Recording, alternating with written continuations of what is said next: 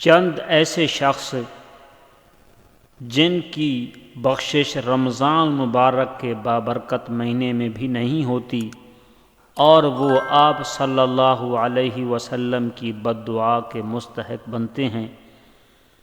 حضرت کعب بن عجرہ رضی اللہ تعالیٰ عنہ فرماتے ہیں کہ ایک مرتبہ آن حضرت صلی اللہ علیہ وسلم نے ہمیں ممبر سے قریب ہونے کا حکم دیا، ہم حاضر ہو گئے۔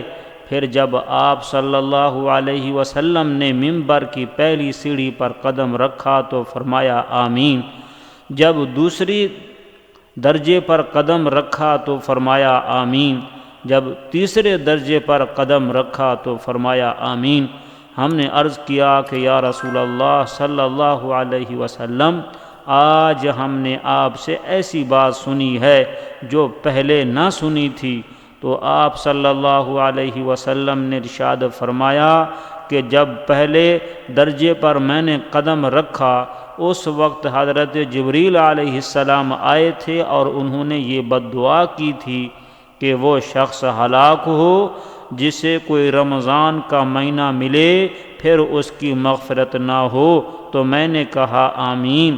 پھر جب دوسرے درجے پر قدم رکھا تو انہوں نے کہا کہ وہ شخص برباد ہو جس کے سامنے آپ صلی اللہ علیہ وسلم کا ذکر مبارک کیا جائے اور وہ آپ صلی اللہ علیہ وسلم پر درود نہ بھیجے۔ تو میں نے کہا آمین۔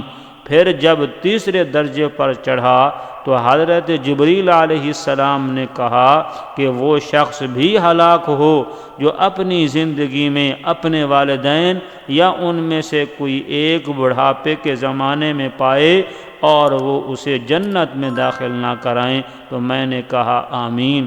اللہ تبارک و تعالی ان تمام گناہوں سے ہم سب کی حفاظت فرمائے۔